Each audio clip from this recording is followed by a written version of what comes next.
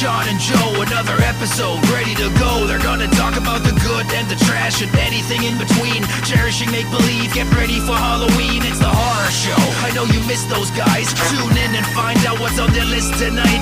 They butcher and dissect, take apart and mutilate. Listen to your two favorite brainiacs communicate. It's the horror show.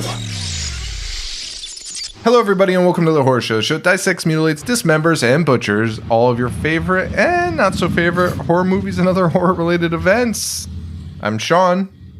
I'm Joe. I'm sorry. I'm laughing because as soon as you started talking, a motorcycle brigade went by at fucking 10 o'clock at night. I was wondering what that noise was. It sounded like you were moving a fucking safe across your room. Fuck was that? Oh, man. It sounded like a Fast and the Furious movie out there, which plug in our Speaking Patreon. of... We're done. We're done with it. Don't know what we'll do next. We talked about Die Hard. We talked about... What was the other one we talked about? Mission Impossible. Mission Impossible. Which I still can't believe there's fucking like 6 of them. That's unbelievable to me, but whatever. Whew, that's crazy. I mean, one of them is the reason why Henry Cavill had a mustache CGI'd off of him in Superman. That's fucking true. I forgot about that. That character needed that mustache. It's the whole thing. That is the funniest thing about it, right? Like he couldn't shave his mustache for Mission Impossible 5. Like, give me a break. Fucking slap a like, what are we talking about? Just fucking put a fake one on. What the fuck is happening? Dude, one's one of the most well-known, characters of all time, right? Yeah. In Superman. Yes. And we all know he doesn't have a mustache. Like, the guy, whoever he's playing in Mission Impossible 5 is a fucking nobody. Nobody's even seen Mission Impossible 5 could tell you the character's name, right? Like, give me a break. Let him fucking shave it.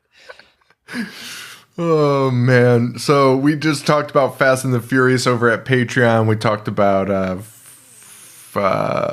Beverly Hills Cop a little bit, which was a weird turn, but good show.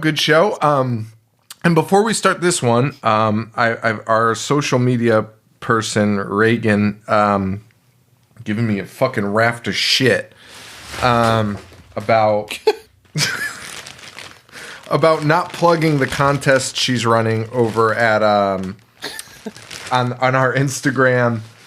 She's gonna be doing a lot of this stuff, so like I'm pumped. I think it's cool because like I just could not do it. So I appreciate her doing it, and I'm really excited. And so I went out and I bought all this shit from Weirdo Wonderland, pins.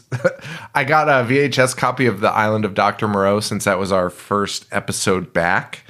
Nice. And then this cool waxwork comic from that waxwork company that does all those vinyls. They did a comic book that comes with a little 7-inch record that you're supposed to play while you read the comic, which is great in theory, but like a 7-inch, like what is it, like 4 minutes on each fucking side? You gotta flip it 16 times before you get through the end of the comic. But hey, it's a cool little gift, so fucking take it. So check that out over at Instagram. You gotta follow us. You gotta get other people to follow us or something. I don't know all the rules. But we're at Instagram.com. Don't worry about it. We're at Instagram.com/IHateHorror. Check out all the rules and follow us. I think we got to get to like 2,000 subscribers she's trying to get to. So her life depends on it. Her job depends on it. So don't let us down. So that's that. That's that little bit of housekeeping. And then the other bit of housekeeping is, boy, people were not happy that I said Piranha was better than Jaws. Oh, okay. You said that, right? Yes, of course. Okay. That's what I fucking thought. Lo and behold, 5 minutes ago, yes. I get an angry message from Paul. It's like, I just listened to your new episode. Who, by the way, he's on his honeymoon in Hawaii. Right now. Like, he's in there, right? He's there right now. He's messaging me saying that he listened to our new episode. He's like, you gotta be a real fucking asshole if you think Piranha's better than Jaws. I'm like, of course I don't think that. Like, what? And then it was also like because we talked about the drinking kid pee last week. It was like, hey, was that about? And I'll leave his name out. And fun fact, we had literally been talking about that with Paul prior to that. That's why we brought that story up. That's why you brought it up. Yeah, we were just talking about Paul, and Paul was like, "Are you talking about him?" Fucking bozo. Congrats to Paul. Yeah, his wedding was a blast. Yeah, it was real fun. It was fun to see a lot of people, and you got like a big haul from our buddy Mike, who's been on the show. Yes, he gave me all of his VHS, so I can donate to that, Reagan. Yeah, we can throw something. I have some duplicates. Yeah, find what you got, and we'll add it to it. We'll add it to the pot. We'll let the pot grow as we wait for it to hit 2,000. And then one other thing, housekeeping. Tickets are on sale for the watch along. It's going to be August 7th, 9 p.m. Eastern Standard Time. We're going to be watching Ticks. You're going to be watching Ticks with us. You head on over to IHateHorror.com. We have the link there to buy the tickets. It's through Crowdcast. If you are a Patreon member, Mangled tier, you're in for free. Don't worry about buying a ticket. Don't worry about registering just yet. I'll do that a little bit later. And if you are below Mangled tier, I'll put up some discount codes in the next couple days probably. So you guys can use those to get tickets if you're interested in joining us. But head on over there, IHateHorror.com. Ticks from 1993 looks like a fucking shitfest. It looks insane. Is Seth Green in it? Huh? Is Seth? I just mumbled so hard. Is Seth Green in it? I don't know, honestly. I watched a clip of it today, and I'm excited. That's all I'm going to say. I'm really excited. Because I was like, oh, shit. Because one of the things was I wanted to watch these before we do them, or like confirm they're great before we do them. And I didn't do that with this one, so I was like, what if this is a fucking bust? I watched like 3 seconds skimming around, and I was like, this is fucking insane. All-star cast here. We got Amy Dolenz, Clint Howard, Seth Green, Alfonso Ribeiro is also in it. So, yeah, man. That'll be fun. Let's go. Let's fucking go. Amy Dolenz from Witchboard 2. So she's a horror show alumni. Yeah. Her and Clint. Clint is, I mean, Clint best known for House of the Dead, where he plays a fisherman. Alfonso Ribeiro from Kids in the Wood. Wait, excuse me? What is he? I think he's in that. I think he's in Kids in the Wood. Kids in the Wood? Yeah. What the fuck is that? You never seen Kids in the Wood? No, what is I'm like, I hope it's a real movie, not something I made up. Kids it was like a Disney movie, Kids in the Wood. I think Ryder Strong was in it, too. All right. I mean, all right. I'll take your word for it. No, hold on. I gotta Google it to make sure I'm not... Because the Mandela effect is real on this show, man. Kids in the Wood is a TV movie. Yes, you are correct. Is Alfonso in it? Tatiana Ali is in it. Oh, and Alfonso, so a little fresh. Okay, all right. Listen, I know my fucking made-for-TV Disney movies. Was this even Disney? You do. What's that? This was Disney, right? It doesn't say, but Alfonso Ribeiro also doesn't have a character name on it, so I don't know. No, I don't think this was Disney, although it might have no, Warner Brothers. But it was like a Canadian flick, so it might have like just made its way to Disney through. Is Ryder Strong in it? Not that I see, no. Maybe I'm thinking of that movie, that Summer Switch movie. That's what I'm thinking of. Yeah, that classic. Oh no! But you know who's in it?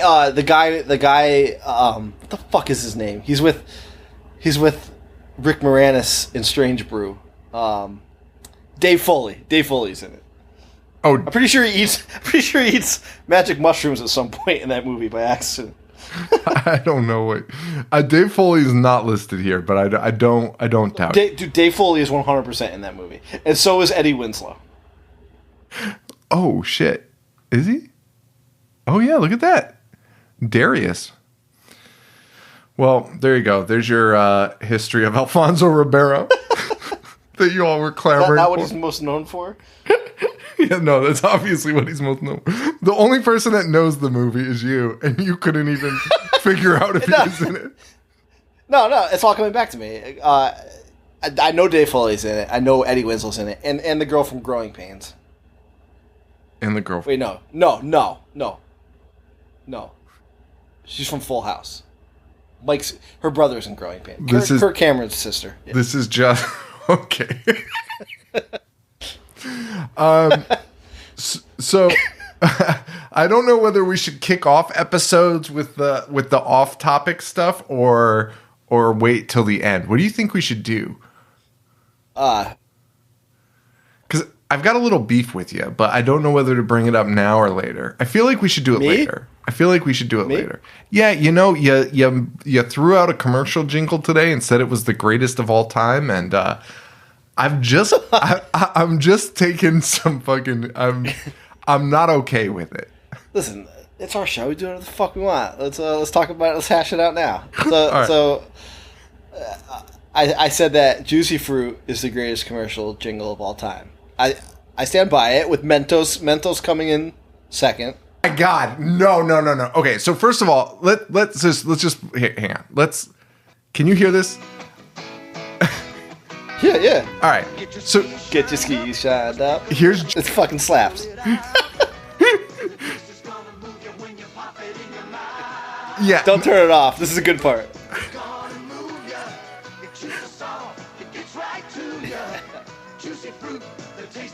Taste is gonna move ya. Okay. It's good. Yeah. It's good. No, dude, that's Hall of Fame worthy. Come on. Hall of Fame. Here's my thing. There's a lot of... First of all, Mentos is dog shit, though. Mentos is... Stop, dude. Dude. The hot take is... I don't even know what you're about to claim, and I'm already pissed about it. First of all, Mentos is dog shit. I hate it. I think Mentos is the shittiest, weirdest song. I don't think it's there, but I don't think it's up there. And listen, for its effectiveness, A+, right? Everyone was fucking talking about it, but I don't think it was like it slapped like Juicy Fruit. Yeah, Juicy Fruit you could play in a concert right now. Go nuts, right? All right. So here's my take, and it's a spicy one. Bad one. It's a spicy one. But it's a classic. It makes me very happy. Let me hit this one up real quick.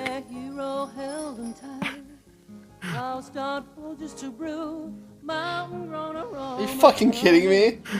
Yo, wait, first of all, shut the fuck up. Wait. For great waking up aroma. Okay, this is a bad version. version. Dude, you don't even go with the fucking rockapella one. The guys that did the Carmen thing. The guys that did the Carmen. All right. If you did the guys that did the Carmen San Diego. Okay, fine. All right, here we go.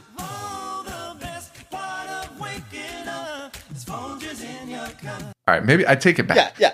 I take it back. I mean, that I'm fine with. They did the Carmen San Diego theme song. Fine. Whatever the fuck you played first, I would have changed my channel if that came on. Wait. What about the Folgers commercial where the brother and sister are fucking? Dude, are you familiar with that commercial? Yeah. I think we've talked about it before. It's fucking alarming. Most alarming shit I've ever. Kind of segues into the movie this week. I was just incestuous.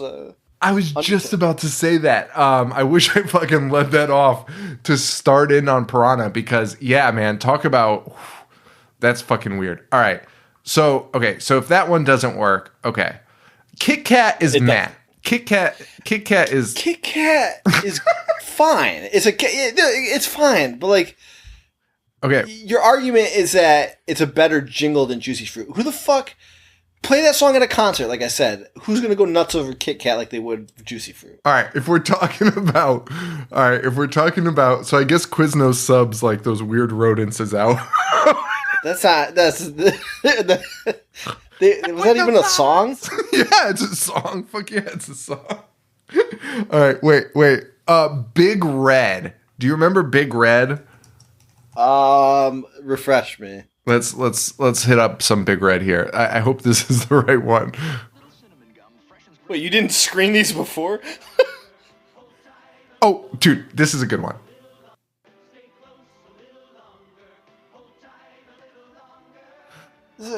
Whatever. That Big Red freshness.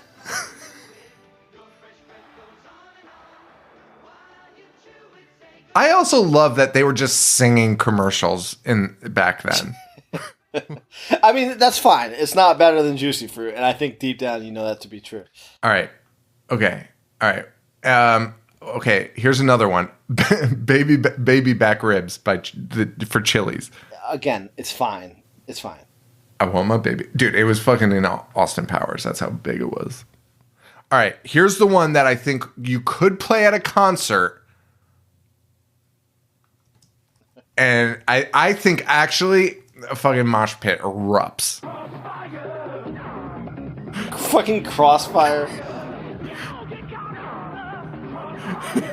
Listen. All right, listen.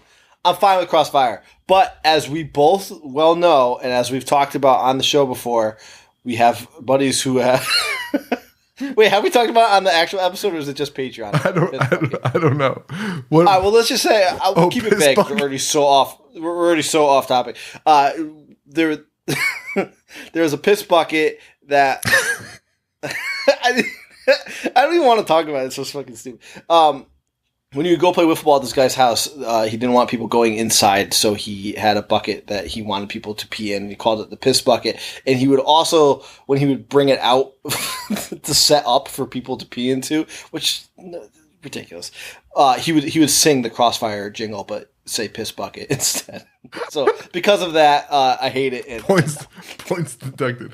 When I was a kid, so the lyrics are Crossfire, you'll get caught up in the crossfire. Yes. As a kid, I sang it, Crossfire, you'll get caught up in love, Crossfire, which, you know. I mean, you might. Depends who you're playing. That's a good point. Now, my final thing, our buddy Matt P. He wait, shit. Yeah, all right. I don't know if we've told this on this show before or not, but wait, shit. Me and our buddy Matt P, R.I.P., what a great guy. We got thrown out of our math class because we had a spirited debate about which jingle was better, and now we can allow the horror show fans to finally decide what jingle is better. America Ladders and Scaffolds, which I could not find the original jingle to, but it's pretty close. And then American Steakhouse. Which American jingle is better? Here we go. This is American Steakhouse. America loves American Steakhouse. Right now at American Steakhouse. And I mean, that's really it. It's just that over and over again. America loves American Steakhouse. It's absolutely amazing. And then you have American Ladders and Scaffold. American Ladders and Scaffolds. We take you higher. We take you higher. All right, for me, out of those two, it's American Ladders and Scaffold. I agree. It's. I think dude, the We Take You Higher is just. It's catchy. It's catchy and it's funny as fuck, man. They sell ladders and scaffolds. But listen, none of those are better than Juicy Fruit. None of the. I'll give it to you. Juicy Fruit wins, but Matt P. I had to honor him with that. We simultaneously got thrown out of class for arguing about which one was better. Well, I mean, I guess the breaking point was it was in the middle of this guy trying, like literally talking and teaching in class, and Matt P. interrupted and said he wanted the class to take a vote. Dude, Matt, most legend. I've never seen anyone get kicked out of more classes than that guy. I think I told you one time I was banned from using I wasn't even in his class. I was banned from using the bathroom during that because I had study hall because I had to walk by his class, and every time I would walk by, he would scream my name at the top of his lungs, and the teacher didn't know how to stop him, so their solution was to stop me from using the bathroom during that time. Oh man, was it? Now I'm pretty sure. Are you familiar with the "Wave is a big piece of shit" story? Yeah. Was that him that did that to Tuli? I believe so, yeah. Yeah. So our friend John, he had to write a paper for science about waves, which like isn't fucking insane, really, when you think about it. Anyway, he had to write a paper on it, and Matt got on his computer and wrote "a wave is a big piece of shit" as the final line to it, like assuming John would edit it and like see it and like remove it. And he didn't, and he just printed it. And the teacher circled it and was like, "This is an interesting definition." I mean, you see that you can't punish a kid for that, right? Like, No, I would laugh out loud, yeah. like somebody fucked with him, or he was just frustrated and wrote it. Either way, Yeah, Matt was a legend. yeah. So that's our jingle talk today. Let's get back to incestual relationships. Okay. We watched Piranha 2: The Spawning. Yeah. Spawning has so little to do with this movie. Well, they say the word about 150 times. They do, but it's like also not about actually. Well, I guess it is. There's fish that are spawning, but because that's why like they go to the beach to protest it at the end. The end when they're like, "We want fish." Yeah, dude. But correct me if I'm wrong. Aren't they like chanting? Isn't that chant directed at the fish? It is. They're chanting at the fish. It's like something. They're not, the fucking they're not Simpsons. protesting the government. They're yelling at the water. It's like something out of The Simpsons where it's so silly. And like right prior to that, the guy leading the charge is like, "All right, now we will start our traditional island chant to get the fish." And then they turn around and they start screaming, "We want fish." At the fish, who are just coming, according to them, they're just coming to lay eggs. And they bash them over the head and eat them. So that's good. That's fucking great. Anyway, Directed by James Cameron. Yes. Directorial debut. Yes. A lot of stories behind that, huh? So There is. Actually, as it would have it, I'm going to give a plug to our buddy Joe Russo. We grew up with him. We went to high school with him. He went out to Hollywood. Now he has his podcast with Mick Garris, Postmortem. He messaged me and he was like, "Hey, you should check out this podcast called Blockbuster."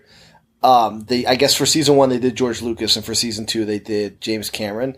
I recommend checking it out. It's like scripted, so that like people act it out and like play James Cameron. That's kind of cool. Super interesting, and obviously they touch upon how he got with Roger Corman Studios and how he got involved with this as directorial debut, which, by the way, he denied any association with for quite some time until recently. Yeah, I'm completely disowned it. I'm going to be honest. Well, okay, so let's like break that down first. So James Cameron is hired to direct it because he's buddies with Corman, right? Yeah, he was working with Corman. But Corman decides not to do this movie because they wrote a script and Corman was like not into it, and he was more interested. Which is nuts for Roger Corman to say. Right. And he went on to make even more nuts. He goes on to make Humanoids from the Deep, which is a fun movie, but like to be like, you know what I mean? Like, I gotta pass. I've got to make Humanoids from the Deep. I'm sorry. So it was actually the sequel rights were sold. Corman sold them to another guy. Dude, honestly, Corman might be like the greatest businessman like fucking ever. He just sold his shit. Like, he's so fucking smart. Like, he just fucking sold whatever. Fucking genius. So it's bought, and then they have this Italian producer, Ovidio. I don't even know. Asinitis. We'll call him Ovidio. Can't be right, but yeah.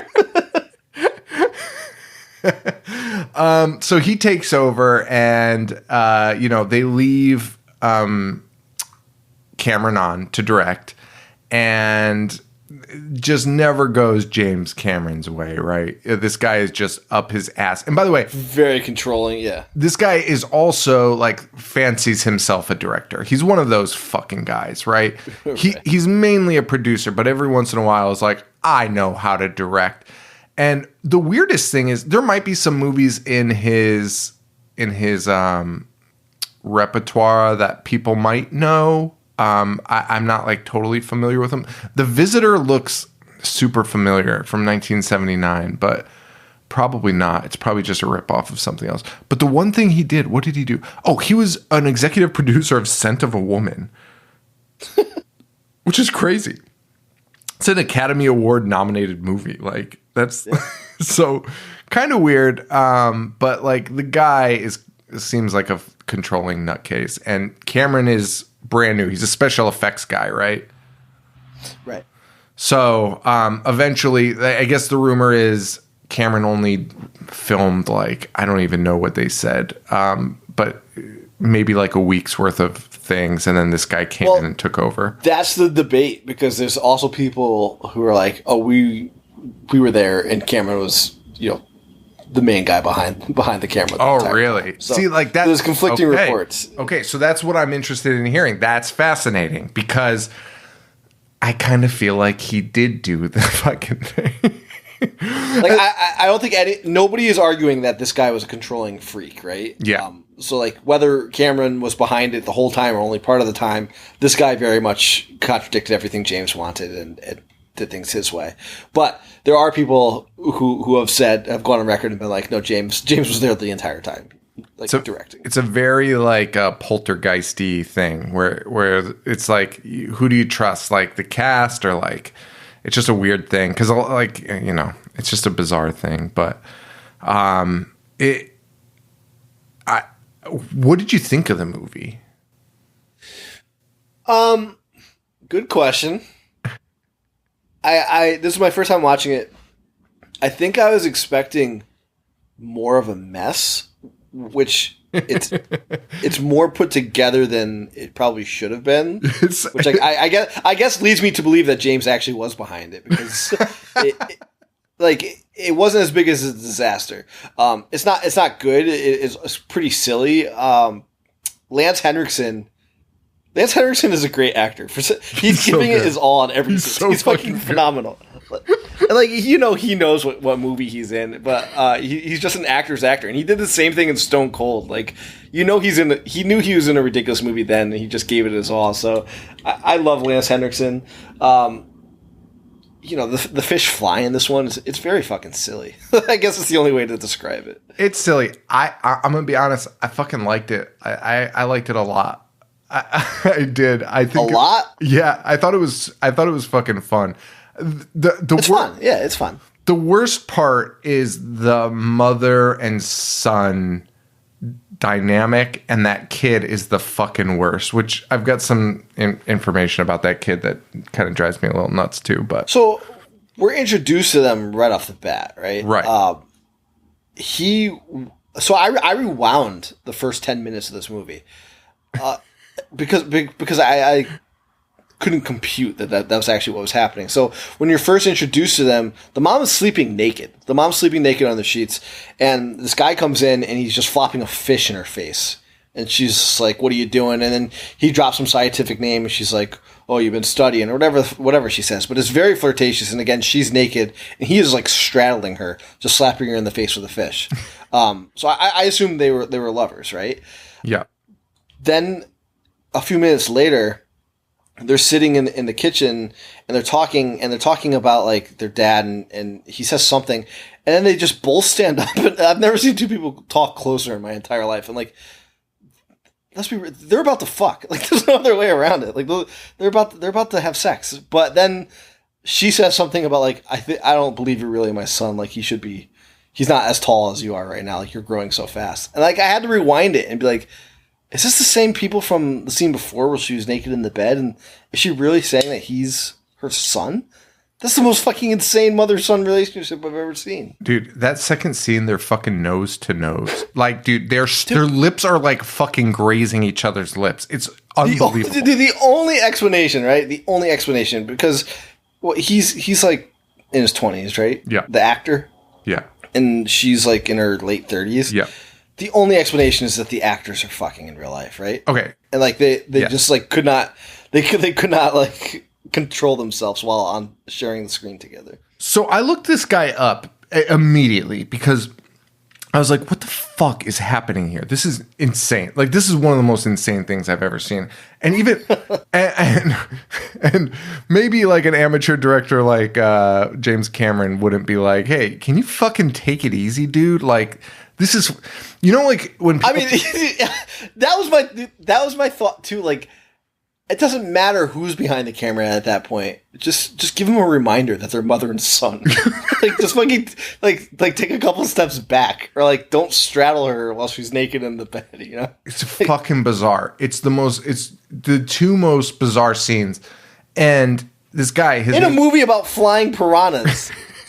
Those are the two most bizarre scenes. Yes, 100%. And the guy's name is Ricky Paul. Did Tina mention that she recognized him from... from a soap opera? Soap operas, yeah. Big soap opera guy. But this dude has some fucking bodies on his name. So he has married 2 playmates. And I think his most recent relationship is also with like a super beautiful model, and married when he like kind of like a young thing. Oh, dude, first relationship 89. What year does this come out? 82.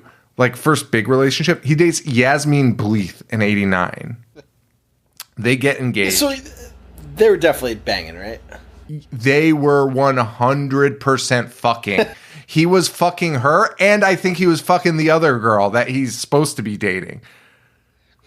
Dude, like, there's just some guys that just get away with whatever the fuck. They can just pull in. They can pull in all these women. So he dates Yasmin. He fucking marries Yasmin Bleeth, divorces her. Or no, they never get engaged. Then he gets engaged to Playboy model Priscilla Taylor. Then he marries another beautiful woman, Emma Ford from the BBC. And then he starts, in 2009, he starts dating Greta Monahan, who's like a fashion personality on TV, who's fucking gorgeous. I mean, age appropriate, but fucking gorgeous. Like, this dude is nuts. This dude is nuts. So after I read that, I was like, this guy was 100% fuck. Like, if he's going after playmates to marry, which is insane. Like, let's be real. Fucking, what are you, nuts? What are you, Pauly Shore? You can't. Like, he was having sex with his mom in this, for sure. 100%. I mean, there's no. I've never seen 2 people act like that. It was nuts. It was absolutely fucking nuts. And what pissed me off is then they introduced like his love interest in the movie, and like which by the way, there's a complaint there, but like she's a beautiful young woman, right? And like it's age appropriate, brother. Like you can't take it all. Agreed. I fucking hated that girl who's supposed to be a high schooler shows her breasts in this, though. I don't know why. It fucking bothered me. It bothered the shit out of me. That's always weird now. Like how that was just I think we've talked about it on the show before, but like that was just like a thing in the 80s. Yeah. Where like, you know, I obviously I wasn't a grown man at that time, but like I know for a fact there was grown men that were going to see these movies and be like, I hope this girl shows her boobs, and then like thinking about that now, like that's disgusting. Dude, honestly, it really fucking bothered me in this. And I think it's because this girl especially just seems... Like, usually in the 80s, like, teenagers look like they're fucking 45 years old. Because they're played by older people. Right. They were, I know, yeah, obviously they were played by older people. So, like, they do look more age appropriate. This girl looks like a fucking kid. And it fucking really bothered me when her fucking random boobs were flopping out of her shirt. And I was like... Is that really where we're gonna go with this one? Like, fucking insane. Let's. I mean, we kind of talked about the opening with the mother and son. Prior to that, we did see the movie pops off, which is also, this is a James Cameron movie because I've never seen more fucking scuba diving and more shipwrecks in my fucking life. I thought the same thing immediately. I was like, wow. I thought that was like a hobby he discovered, later in life. Right. No, it's from the fucking get-go. This dude why is this guy so fucking obsessed with the ocean and like, oh my God. Remember when he released like a documentary that he was like, get ready guys, I'm exploring the Titanic. And like, everyone's like, no one gives a fucking shit. Make another movie. Did he make Avatar? Was that his? Yeah, he did Avatar. Yeah. God. What are your thoughts on Avatar? I mean, it's like 6 hours long, and it's pretty much like Fern Gully, right? I remember, dude, one of those blue aliens wears a Stanford college sweater. Looks so stupid. So weird. I remember Buzz got really mad at me one time because I was like, yeah, it's Pocahontas. And he's like, it's not. Yeah. And I was like, no. No, it fucking is. It's literally the fucking story of Pocahontas. He's like, it's fucking not. Because Buzz was, big on Avatar. He's a big Avatar guy. I've never seen a movie more suited for Buzz. Blue people. I don't know. Anyway, we don't need to talk about Avatar. Let's get into this. What? Are we going to talk about the opening scene? Because you just reminded me how stupid. Because the mother-son relationship was so ridiculous. That's really where like my mind went to. Right. Remainder of the movie, like I forgot anything before that, and then anything that happened after it, I'd be like, well, that's kind of weird. But also, remember the mom and son were like banging. That's just where my mind kept going to. But this opening scene starts with scuba divers, right? A boy and a girl scuba diver. Correct. But my problem, before you get into that, my problem with them. Are you going to talk about them trying to have sex on the boat or no? Yeah, on the boat. On the raft. Or underwater. Oh, okay, no. Okay, so you can take over the underwater portion. My biggest concern here is they're on like a dinghy, like a rubber raft that you put in a fucking pool, and they're in the middle of the ocean on it. And they're trying to have sex. All you can hear, you just hear them. You don't really see them. And the girl is like, listen, you didn't want to have sex in the sand. Now you don't want to have sex in this rubber boat. Where will you fuck? And it's like, those two sound like the two worst places in the world to have sex. I couldn't think of two places I'd rather have sex less than in the sand and on a fucking rubber dinghy in the middle of the ocean. In the middle of the ocean, yeah, for sure. For sure. I'd be having a fucking crippling anxiety attack. So instead, they're like, all right, fuck it, let's go scuba diving. Which, by the way, they then try to fuck deep sea diving. It's not like they're like right at the top of the water, which still wouldn't make any sense. But they are deep sea diving, and then they take off their oxygen mask, which you need. Like that is the most essential part if you're going scuba diving. They take it off so they can make out underwater. In a fucking shipwreck. They're in a fucking shipwreck. The most dangerous making out underwater. I've never, dude. How do you not drown immediately? I've never heard anything so fucking stupid in my life. Oh my God. Well, the only movie that I watched that gives less fucks about people needing oxygen underwater besides Piranha 2 is Piranha 3D and Piranha 3 Double D, which I watched both of in preparation for this episode. Oh, you did? Yeah. Joe, there are scenes of people just swimming underwater for an hour without any scuba gear whatsoever. Jerry O'Connell in the first one is filming a pornography, and there's two women swimming under his boat that he's filming from like a glass viewing portal in the boat. And they're just underwater. They're just underwater for like an hour, just swimming around. And he's like, "Oh yeah, I'll keep going." Dude, Jerry gets his dick cut off in that movie, and it floats away, bro. So okay, So I don't think I've ever been more oddly enamored with like a franchise or like an idea than these Piranha movies, and I don't know what it is about them. They're awful, all of them. There's not a single one that's good, but I genuinely like it. What's wrong with the first one? I genuinely like them. It's not a good movie. I mean, like, you didn't see the Piranha, right? But It's fine. It's a fine movie. listen, after watching Piranha 3D and 3 Double D, I'd rather have them not be seen. No, 3D is good. 3D is good. Jojo, 3D is not good, but it's great. That's the thing. Wait, what? It's not a good movie. But it's fucking amazing to watch. But 3 Double D, did you see that? 3 Double D is one of the biggest pieces of shits I've ever seen.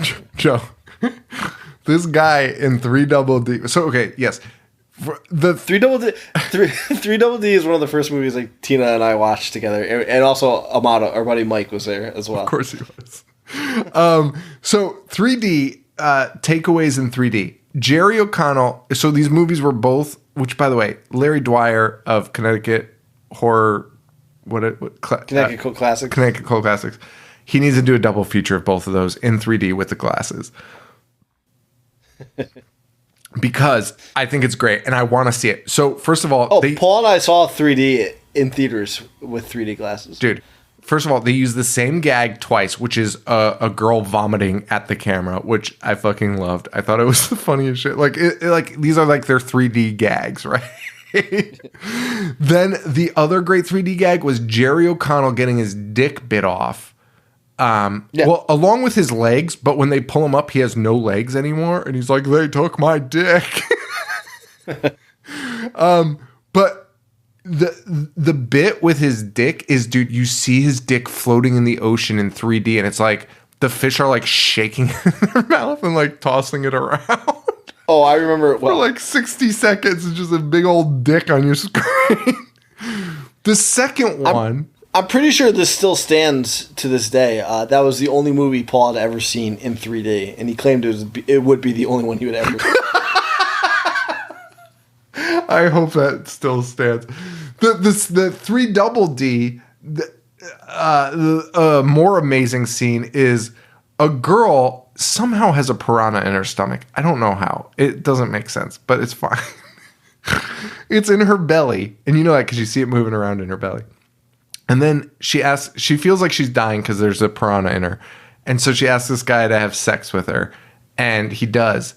And the fish travels from her stomach to her vagina, bites the guy's dick. And then he rips it out of her vagina. And she looks like she's dead. And the big 3D effect here is he's swinging his dick and there's a fish at the end of it.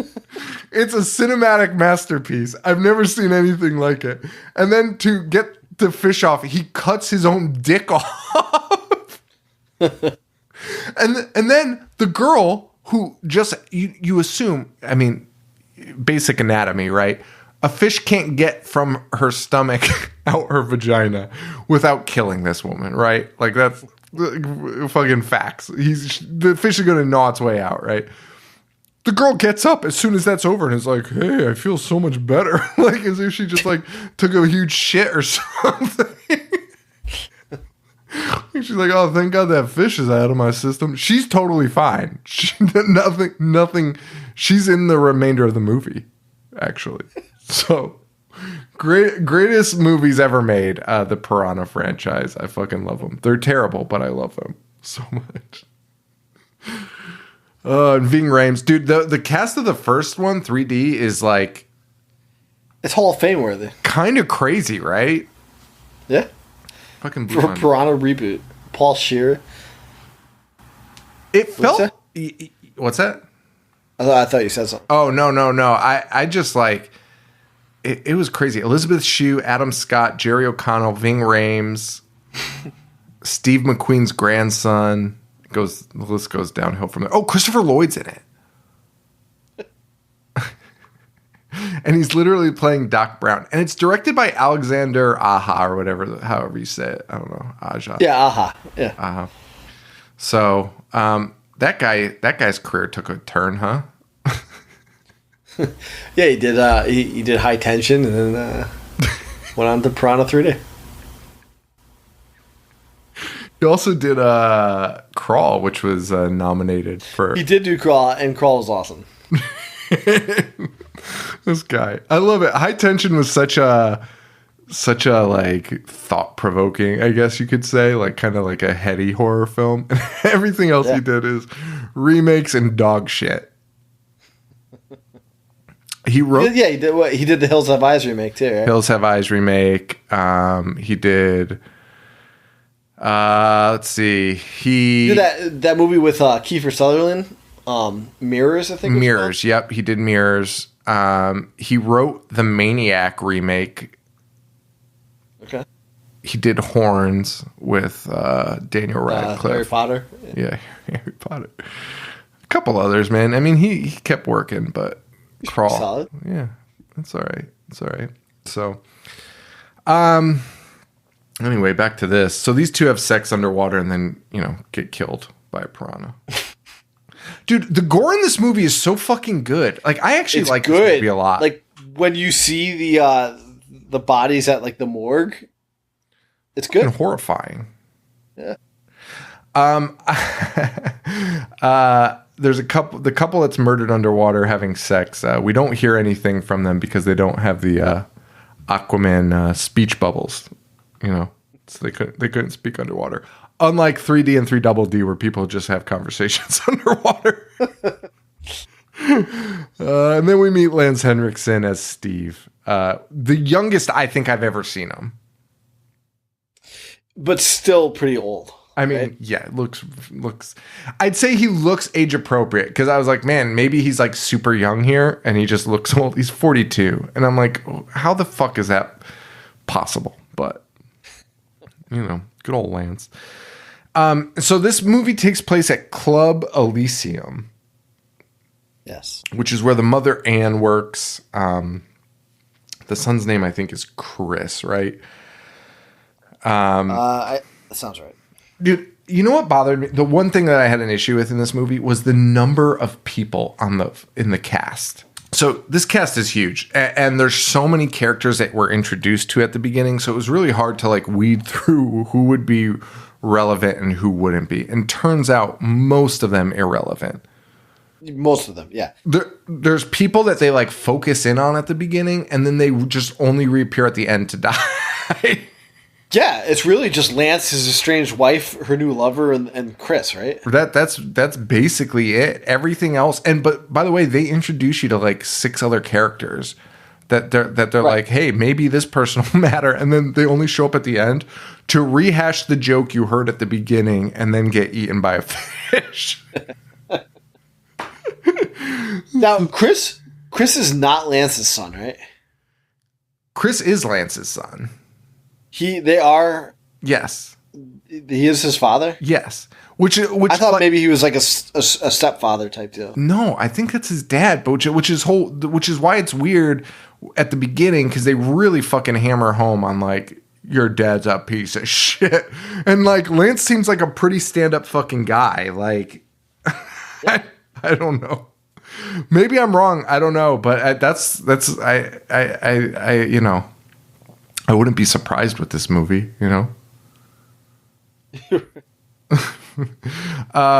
So we meet a bunch of characters. A 46-year-old pool boy who wears like a child-sized hat and shirt, I guess to prove that he's supposed to be youthful because there's a cougar that's in love with him, and they're just kind of an age-appropriate relationship. Guy's so fucking old, it's unbelievable. We also meet these dynamite fishers, it's a father and son duo who love dynamite fishing. Gabby. I love Gabby. Dude, and it's broken up by Lance Henriksen, who comes in so hot and is like, I'm gonna fucking kill you and lock you up forever if you ever fucking do this again. Which by the way, he should, because he comes in and they're just throwing dynamite, which I get. That's probably, you most definitely need a permit for that, right? If you're going to be dynamite fishing. But then the guy throws dynamite at Lance Henriksen, who catches it with his bare hands and throws it into the water. I would immediately bring them in. Yeah, of course. Yeah, a full stick of dynamite. Fucking almost blows up Lance Henriksen. And then, by the way, as soon as that scene ends, he's like, all right, buddy, so you going to invite me to the fish fry or what? And the guy's like, yeah, sure. And he's like, all right, guys, see you later. And just fucking drives away. Dude, it was so baffling. Like, he came in so angry, like he wanted to fucking murder this guy. And he gets dynamite thrown at him, and then he completely changes his tone, and they're like best friends. Oh, my God. And then we're introduced to another group who is this guy. The only way I could describe him is like Mr. Feeney meets fucking Angus Young. Like he's dressed. He looks like Mr. Feeney, but he's dressed exactly like Angus Young on his boat. And he has hired Chris to, I guess, work on the boat, which like his mom was like talking about it at the beginning and was like super concerned. It was like, I don't know who you're fucking hanging out with. Why are you hanging out with this grown man? And the guy's like, Chris is like, don't worry about it. As soon as you see this guy, you're worried about it. Like this guy, this guy is Looking like Angus Young. So good. dude, a fucking 60-year-old man dressed up as a schoolboy. The fuck is happening? Do not go on a boat with this man. Luckily, he has a daughter though, who's on the boat and is immediately like, "I'm so glad you're here." Like, there's no like to a point where you almost thought they knew each other because she's like, "Oh God, thank God you're here."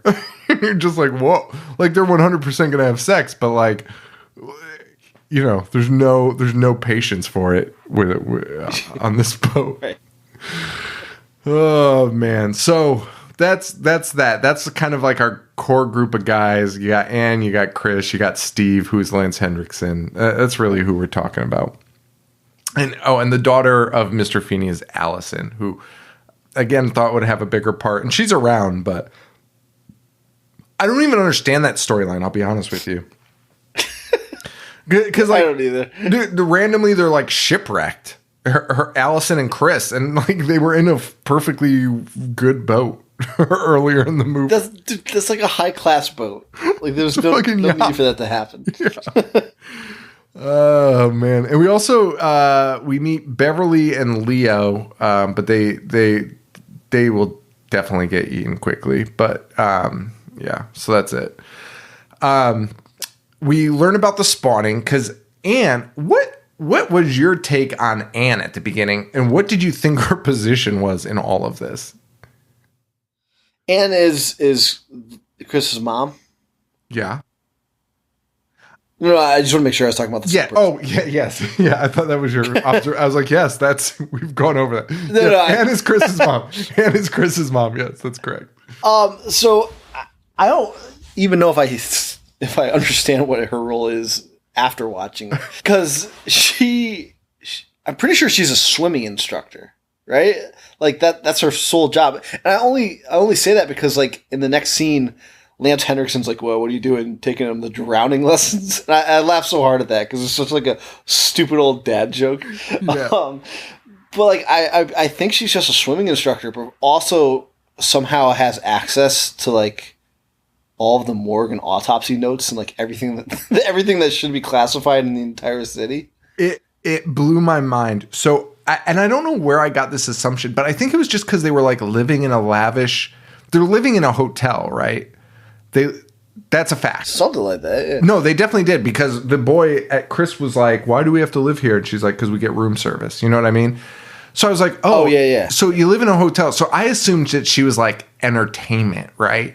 Which I guess she kind of is, but it turns out she's just a fucking scuba instructor. But she's also like in these meetings with like the head of Elysium, the club, and like kind of makes all these. She's kind of just like this bizarre character that I was like, wait. And then later on becomes the biggest expert in everything. Yeah. It's fucking nutty. She becomes an expert in absolutely everything in this movie. Yeah, but really her sole job is just giving swimming and diving lessons. Scuba instructor, yeah. Like one of her students will get killed and she's just like on the case. She immediately becomes a detective and a zoologist. Fucking taking pictures of fish and being like, "I know what this fish is." Anne, what the fuck are you talking about? The bite marks on this fish matched up perfect. Dude, Lance is like, "What was it?" And she's like, "It wasn't a barracuda. It wasn't that." How the fuck would you fucking know that? Lance is like made to be like viewed as unreasonable at first, you know? Yes. And like he is well within his rights to be like, "Why are you fucking breaking into the morgue and why are you investigating this?" Like, This is a police matter. I had the same note, and I debated whether I bring it up or whether it was like made sense to even bring up. But dude, Lance is the most logical person in this movie, but is 100% made out to be like nutty. But everything he does, he's like, will you please stay the fuck out of the way? Because everywhere you go, people die. And she's like, what? And it's fucking true, though. Like, her students are dying all around her. She would 100% be like, Dude, there's a point. Like you hit the nail head on. Like, Lance was supposed to be made as like the nutty one who at the end is like his redemption story, right? Like he when he ditches his helicopter and like he's like the savior, right? So it's like a redemption story. But he is very reasonable the whole time. There's even one scene where he's like, hey, how do you think it looks that everyone that you've been instructing is dying and then you're going into the morgue and like tampering with evidence? Yeah. And, like, yeah, that makes total sense. Like, fucking, what are you doing? That's insane. It's absolutely crazy. There's another thing he mentions too, where I was like, that is logical. Hopefully I have a note about it, but he does say one other thing to her where he's like, what can you please just not do this? Because you are going to go to jail, like, for neglect. Like, please just stop doing this. Oh, man. Also, there's a great insult in this movie, which I just love. I love when people use the word asshole. But when one guy randomly goes, did you go to asshole school or something? Would you go to asshole school or something? And that he's talking to just some other, like, blowhard, right? It's not like a main character. Oh, wait, because that guy's, like making cat calls, isn't he? Oh, that's right. Yeah. Which, that's actually really funny.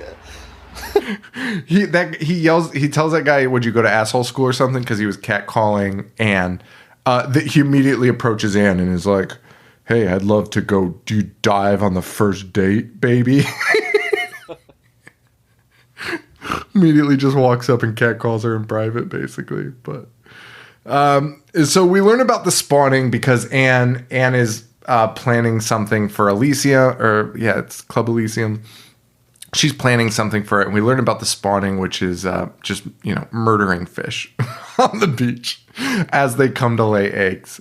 So they'll be extinct pretty soon, but that's fine.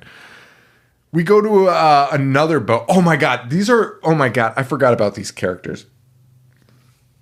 These were this was the most, man, I wish we could like have a list of the most egregious nude scenes in movies. Because this really tops it. It is a boat with two women on it. Butt fucking naked. Which, hey, maybe they can explain it. She's writing a book, butt naked. And the other girl's just her friend hanging out butt naked. She's just writing a book naked and reading it to her friend, being like, does this sound good? So Tina, I was watching this upstairs. Usually I watch the movies with Tina, but just scheduling, it didn't work. So I was watching it upstairs, and Tina came up to ask me something right when the scene was happening. And she just like stopped and stared, and she's like, really? That's what they're doing? Makes no fucking sense whatsoever. It was the best. They're just fucking naked. And my other favorite thing was this woman is supposed to be writing a book, like a novel. And she is using like the biggest, most giant artist sketchbook I've ever seen, and like using like as if she's like writing like the fucking Declaration of Independence. And it's like, what could you be writing? She's handwriting on this giant notepad. It's literally the size of her. It's one of the most wild things I've ever seen. And yeah, they're just naked, man, just hanging out. And then like, dude, there's so many scenes that like really, boy, it's so funny what they did with this movie. There's like a good movie underneath the surface of this. I feel like, I'm going to be honest with you. Yeah, I mean, I think it's probably a credit to James Cameron, who in that other podcast that I'm already drawing a blank on, Blockbuster, like they even said like Lance Henriksen didn't even have a security guard's uniform because they couldn't, like, nobody budgeted costumes. So James actually found like a legitimate security guard on whatever country they were filming, and he was like, hey, I'll give you like a couple $100 and buy you a meal if you let us use your uniform. That's amazing. So like looked more realistic. So I think the underlying goodness is a credit to James Cameron. I agree with that, and I feel like I feel boy, because there's like this good movie underneath it. I think the piranhas are fine. I think the flying's a little silly. The flying's a little silly. But hey, in 3 Double D, they start walking at the end. So, which one's sillier? Which one's fucking sillier? I don't know. But I think it's just weird the moments where they added the schlock of Piranha 3D, right? Where Piranha 3D knew exactly what it was. It was silly. It was funny. They egregious nudity and just random shit happening, right? But it makes sense. And it feels like that and a bunch of characters, like a million zany characters that you just laugh at and then they die and it's fine. It felt like they crammed that into a good movie here where these women on the boat, the chef, the simp chef, who what a random side story that goes nowhere. Yeah. Nowhere. He brings them food and they leave. Dude, we had to sit through 2 5-minute scenes about this chef that they flirt with to get booze. And then he's like, okay, I'll bring it. And then 3 scenes later that we get the payoff, which is nothing. The guy tries to jump in a boat and falls in the water and then they leave. And it's a fucking wrap. That's the end of that side story. So it's these zany characters that don't pan out. And when they do, it's from the beginning of the movie to the end, right? Yeah, it was almost too ambitious. Very ambitious. You should have either gone silly or gone the original Piranha route, which I felt was a little more serious. Which they try to incorporate in shortly, so people start dying, and then somehow, what's her name, Anne? Yeah, there's one point where she's telling people about the army, mutating piranhas. Which, how did she get that information? Dude, I love that they brought it back, though. I love that. Well, I mean, yeah, it's insane. I do love that they brought it back. They tied it in, but why does she of all people know that? Yeah, she's also, the only one. What is Lance doing? Lance is the one that should have all this information. She's the only one that knows, and she's curated it after taking photos of piranha marks on a body, and then she's like, "I'll tell you what this is. Hey, remember that one time in fucking Texas?" The epitome of Mangle expert. She tells the entire story of the first one, but kind of acts like she doesn't know. She's like, well, I think if I know correctly, a scientist, he leaked them into the lake by accident. There were 2 people involved. And she literally, but she's like, I don't know, just something I heard. But tells the entire plot of the first movie perfectly. She specifically mentions that they were accidentally leaked into the lake. The one piece of the information she doesn't have is that she's like, yeah, but those are freshwater fish, which, as we learned, they're both, baby. What a callback. I love this franchise. It's better than fucking Jaws. I'm sorry. I'll put these 4 Piranha movies up against the first 4 Jaw movies any day. No. I just had a blast. Ridiculous. I had a blast. Anyway, Anne is being pursued by this guy, Tyler, who is the most pestering piece of shit I've ever seen in my life. Turns out it's kind of an act, right? Which might be more sleazy because he does sleep with her. And then immediately gets on the phone and is like, yeah, boss, don't worry. You're like, oh, that fucking sucks.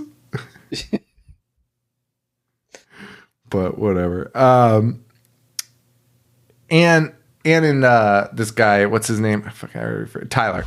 They break into the morgue to take photos of the destroyed bodies because they're going to figure out how the fuck this happened.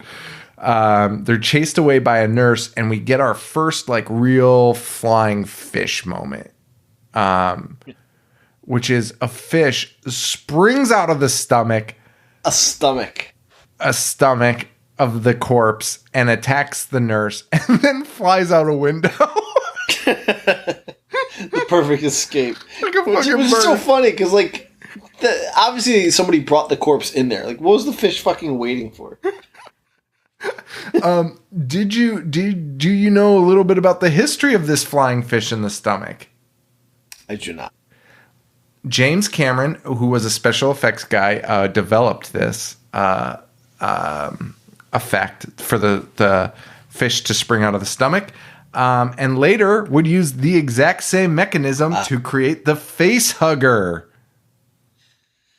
Very good. There you go. Without Piranha, we'd have no aliens. There How you about go. that? That's it. Also, how insane. Terminator came out in 84. Piranha 2 came out in 82. How do you go from this to that And see, in 2 years? like that's why I think that's why I don't think he was like booted from this movie. I feel like he finished it, and I feel like people were probably like, wow, what a fucking nightmare. You know what I mean? Like, you had to deal with dog shit, and you created like something like a watchable movie. Yeah.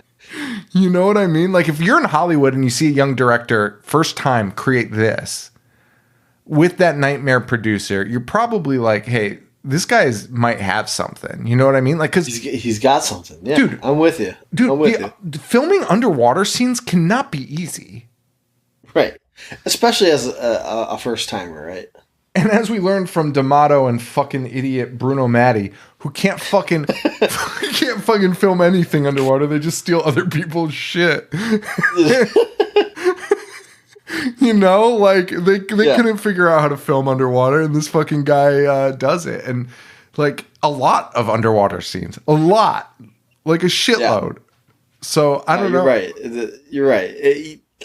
It was definitely him the entire time. And I think why else would like the studio give him a chance? Like they were probably like, this is probably just like one of those things where it's like, you know, you're gonna fucking fail. And if you don't, and we make money, then you're golden for life. Yeah. And if you do, then it was expected, you know? And honestly, it might have been the studios that were even like, you know, like they were like, you did great, but like, we're not saying this is your movie. You know what I mean? Like they might have been like, because it would hurt them. Yeah. Like, hey, we're going to put you on for this movie, fucking Terminator. Like, that movie is not yours.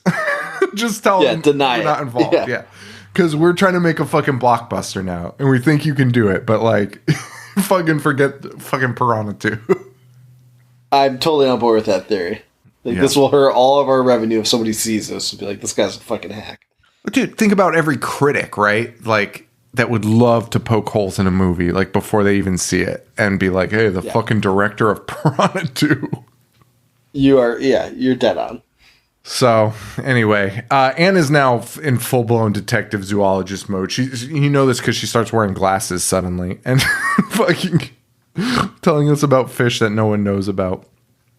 I do have a note here that Henriksen is acting his balls off because he walks in on Anne, fucking Tyler, which, like, they're estranged, but... They're estranged, but, like, you're right. Lance acts his balls off in the scene because, like, he tries to keep it professional and it also is showing that he's, like, super hurt that he just caught his estranged wife with somebody. Yeah. Like, you can see it in his eyes. Like he's so, like, offended. And he is, like you said, he's, like, trying to keep it, like, above, like on the level, right? And he's just like, lock your fucking door and don't stop going to fucking crime scenes. Yeah. And that's exactly what he says. And dude, he ends it with like, next time, make sure your door is locked. Like, just throwing in that jab there. But like, yeah, man, he's such a good actor. Like, the way that he portrays it, and just in his face, like, he had no business acting that hard in this movie. No, he really did. And I'm going to be honest, Anne's a good actress too. And Tyler, iffy. Chris fucking sucks. I hate his fucking face. And I hate that he had sex with so many beautiful women. It pisses me off. But, you know, Whatever. It's neither here nor there. Anyway. And then that's when we learn Tyler is a fucking fed. Yes. I think. I actually don't know what Tyler is, but he knows all about the fucking piranha.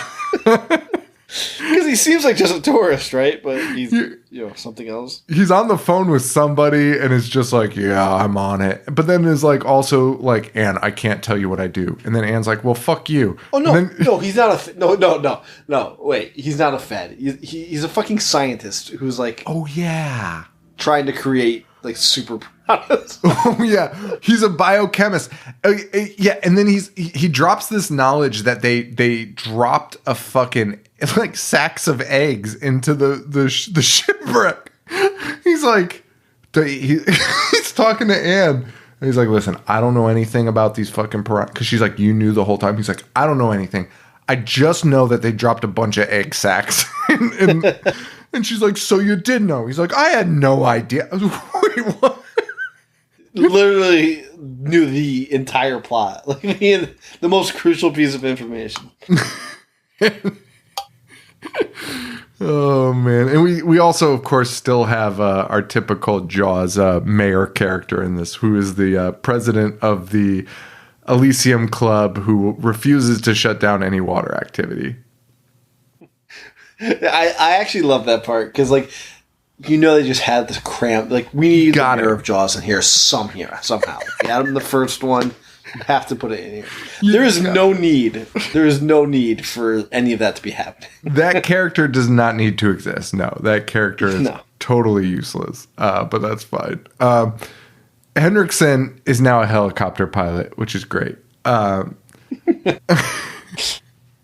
the big break comes because his fisherman friend has caught a cannibalized piranha, where the piranha had been eating each other. They started eating each other, and the fisherman was able to capture one. So now Lance, who was a piranha denier, if you will, is now fully on board and is like, holy shit, there's piranhas. Yeah. Right. And the piranhas are now just flying around like fucking birds, which is fucking nuts. They're literally flying around the fisherman's house like like fucking bats, and the fisherman's son is the next one to get it. He fucking dies. He gets got by these things, and a traumatic event for the elder fisherman, who I don't know if I have his name anywhere. It's Gabby. Oh, it is Gabby. Okay. Yeah. So poor Gabby. Kid dies. And then we get the scene where like Chris and that fucking girl are making out in a waterfall, and her breasts are hanging out under her shirt. What, didn't that happen to like Brooke Shields? Like, didn't Brooke Shields do something like that? Like, wasn't she like underage and like, or she had, I don't know. Something. Oh, Blue Lagoon? Yeah. Yeah, something like that. I don't remember the story. I got that fucking vibe from this scene where I was like, ugh. Like, did people paid this Blue Lagoon? People, fucking adults went and saw that. Like, that's the weirdest thing to me. Right? Like, that fucking, I'm looking up the movie right now because she was 16 in it, right? Dude, they are very young teenagers who are like shipwrecked and they just bang. Like, that's like the plot of the movie. Like, they fall in love and like form a romantic relationship.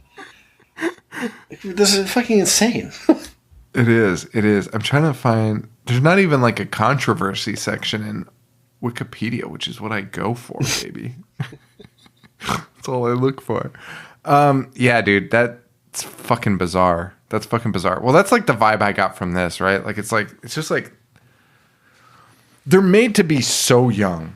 They're just made to be so young, and even the kid Chris looks young in this, and it probably is, you know.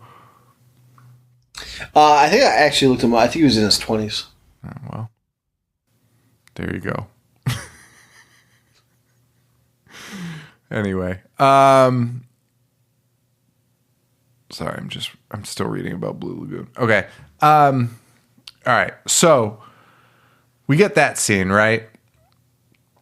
Lance Hendrickson, he's still in a helicopter. He's looking for his son.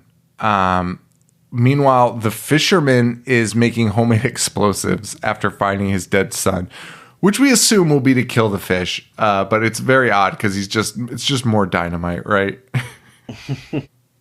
And for some reason, Tyler, the fucking weird scientist, walks in on the fisherman. And I don't even know what the exchange is, but why is he there? And he's like, oh, God. It's so fucking bizarre. And then it turns into fucking, back at the island, back at Club Elysium, it turns into weasel stomping day on the beach where there's just hundreds of people with fucking clubs.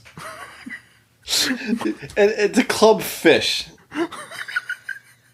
To a club. Stupid. To club fish that are coming to lay eggs with their fucking torches. They literally have torches, like fucking like Frankenstein. They literally have torches. Like a fucking mob. Unbelievable. Chanting at the fish. Chanting, "We want fish." Or wait, is that what they say? Is it? I wrote down exactly what they say, but I can't find it. Oh yeah, they do. That's what they're chanting. "We want fish" as they walk towards the water. We want fish. Go to the fucking store. What the fuck are you talking about? We want fish. Oh my God. And it's hundreds of people. It's all of Club Elysium out there. And we get all of our callbacks now. We get the horny cougar and her age-appropriate lifeguard crush. That comes back to play now because, you know, that's fucking... Yeah, because he's with somebody who's way younger than him. Yeah, and like she made a brief appearance at the beginning also to, like, you know, no one gives a fuck. Like, what the who the fuck cares? Why are you bringing this back now? We haven't seen them the entire movie. We get the two dorky lovers who also reappear. I don't even think they die. They're just like doing weird shit. It's like supposed to be a laugh riot, I guess. And then there's a scene, and I don't know who it is, but there's like a skeleton in the water being dragged away by piranhas. Do you...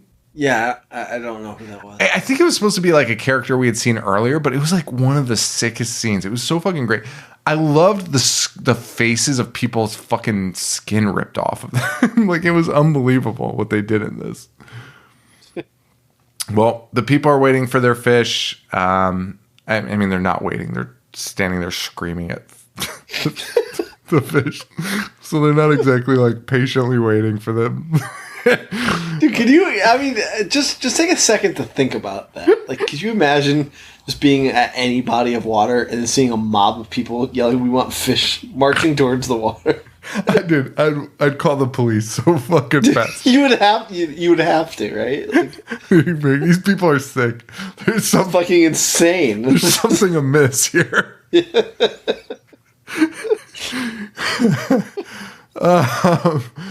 Well, these people, you know, they get theirs because the fish do come, but it is the fucking piranha.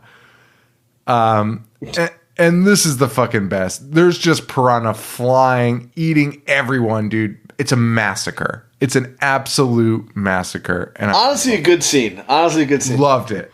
I thought it was fucking amazing. Flying around, just chopping people to death. It's gruesome. There's so much gore in this. It's crazy. On a level of gore, like way more than things that we saw, like that we've done. You know, agreed. Fucking wild. Yeah, that's fucking great. Anyway, the poor fisherman, he's so great, but he gets it pretty gruesomely. He gets attacked like viciously, and his plan was to plant I think he was going to go to. He was making the bomb to drop off at the shipwreck, right? Because he's like, that's their home. I'm going to blow it the fuck up. And everyone, Anne and Tyler, are like, "What? You can't fucking do that. That's fucking nuts." He dies, and then they immediately take his bomb and his plan, and they're like, "Let's go do that fucking plan." Great idea. All right, cool. Fucking dickheads. Also, Gabby didn't need to die like that. They're all watching him from a door. Oh, everyone's inside. Everyone's inside, and Gabby's out there by himself without his fucking bomb. What the fuck? It's so weird. Also, during all of this, Chris and this girl from the boat, they're just on a fucking rowboat. Like, just fucking swimming around. It's fucking nuts. Why would the piranhas not attack them? Yeah, I don't know. I mean, yeah, because they're flying, right? The piranhas are flying onto land. Why wouldn't they just fly up and pick this guy apart? Oh my god. Well, they plant the dynamite in the shipwreck. Lance saves the kids. Lance is in a helicopter and his kids are on a sinking ship. Dude, and also the fact that they had this in the budget. Because, I mean, Lance is in a real helicopter. Yeah. This is the most illogical thing I've ever seen in my life. I mean, helicopters can, like, that's the point of helicopters. They can hover, right? So he could, like, bring it pretty much to the top of the water and just kind of, they're not, like, incapacitated. They could just, pull themselves up or hold on to something. Lance jumps out of the fucking helicopter. I'm pretty sure every, like, Lost at Sea rescue has been done via helicopter, right? Yeah, helicopter. I don't. That's correct. That's correct. You lower the ladder, because you can bring it down low, and everyone's good. They climb up. That's 100% correct. Lance has this opportunity to do that for his son and this poor girl, and instead he fucking sends the helicopter into the fucking ocean, exploding it. Jumping out, and then also somehow finding a perfectly good ship that he can navigate. That was the weirder part. Like, what boat was he at? Whatever. It doesn't matter. And why was the son not swimming towards it? Why were they, like, hanging out in the shipwrecked one? The one that was sinking, and then they're like, Lance jumps out right next to him. There's one swimming distance away that they could just take. Most That's insane. fucking funny, actually. Like, even if you think about it, all Lance had to do was, like, yell, like, scream to them and be like, Dude, give them the other boat. Them the rest. Go to the other fucking boat. That's so fucking funny. Everything's right there. None of that needs to happen. Ruining a fucking perfect. That would cripple, like, their economy. Small town. They have one helicopter. They probably spent a fortune on it. Crashes it into the ocean. Oh my god. Well, these people who Anne and Tyler are in the shipwreck trying to plant this bomb. They've been underwater for fucking hour, it seems like, trying to plant this fucking bomb in the shipwreck. And then have 3 minutes to escape. So I was like, oh, these people are dead. These people are fucking goners. They're fucking done. They're literally in the wreck with seconds left, right? As they're escaping, Tyler gets got. He gets bit by the piranha, but that kind of allows Anne to escape. And she manages to kind of get out. Dude, I actually love this scene. 'Cause, like, oh man, I actually like this scene a lot. Although the only thing was that she held her breath for like 14 minutes in this, but that's neither here nor there. She escapes the shipwreck, but the bomb is like about to go off. They're seconds away. Lance, who, knows what time it's going to go off, is like, she's not here. He starts driving away. She can see the boat going away.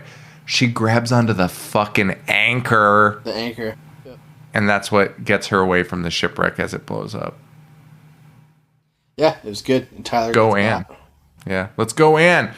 Even though you had no air that entire scene, and you 100% drowned. But that's sorry about it. You're dead, Anne.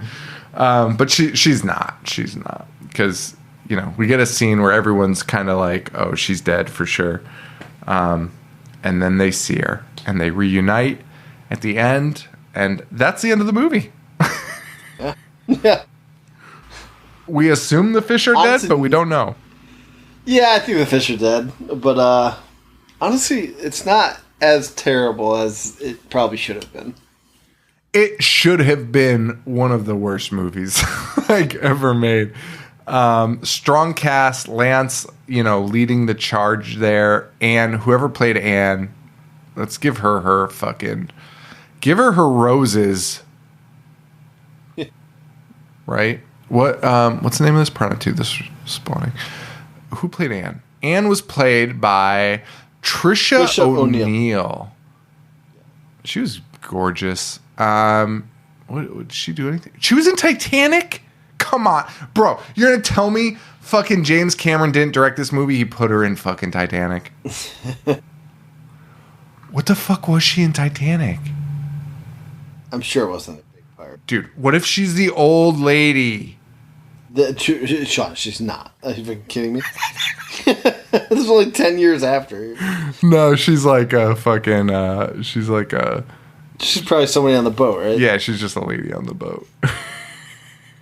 An old lady. I thought she was... I thought she was a fucking babe in this movie, man. Yeah, and that's Piranha 2. That's Piranha 2.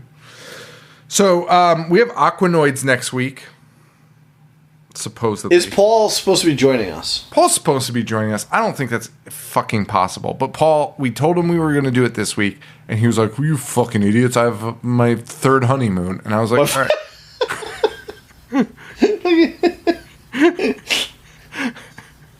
And I was like, "Okay." So we pushed it off a week, and now I'm thinking, like, is he even going to be back, or like, who the fuck knows? And even if he is back, is he going to do it? Who the fuck knows? Did nobody loves that movie more than Paul? I mean, except apparently Paul's brother, because you brought it up at Paul's wedding that we went to last weekend, and Paul's brother was like, "Oh my god, Aquanoids? Are you kidding me?" There's only two people that know about that movie. and Paul's brother has probably seen like 4 horror movies in his I'm telling you, man. Like from 2000.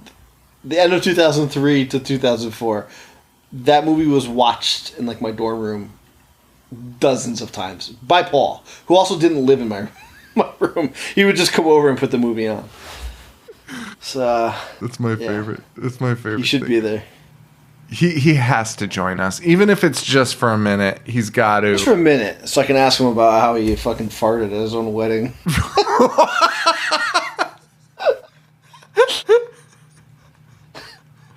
And then we're just walking around asking people if they heard it. And I was like, Paul, no one heard it. Stop admitting to it. Like, only Joe's, for clarification, Joe was a groomsman. He was like 3 people away. So, of course, he heard it.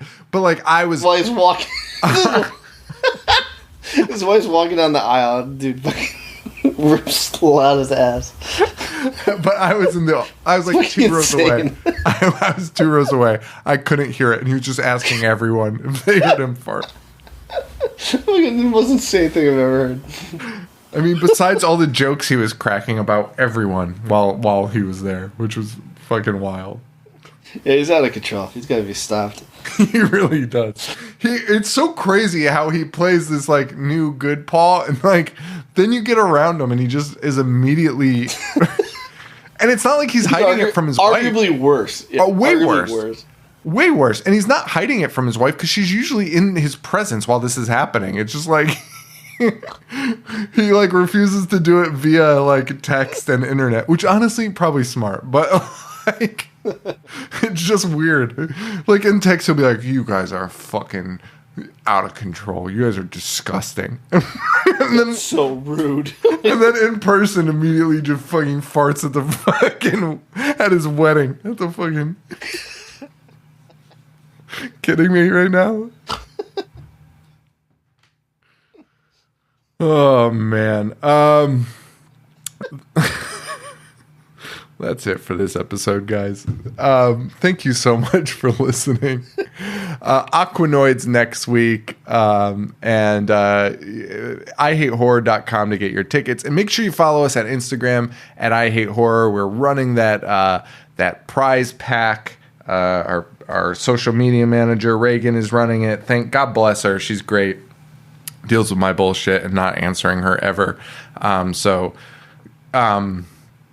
go follow us on Instagram at I Hate Horror and join in on that little giveaway that she's running. And what else do we have? Patreon.com/I Hate Horror for all of our bonus episodes. And if you're a Mingle expert, you get access to all the live shows that we do now and the watch along. So, and that's it. I think Twitter.com/I Hate Horror Show, which I don't use. So, yeah. Joe, where can they find you? Instagram, Boognish1985. All right. You have anything else? That's it. All right, guys. Thank you all so much. Thank you, Joe, as always, for doing the show. And for Joe, this is Sean. Stay weird. Thank you. Adios. I dissect. Movies all fucking day. Wanna play? I'm gonna watch what I'm not supposed to watch. Dismember. Fucking zombie getting sliced and diced. Monster. Mutilate. Butcher.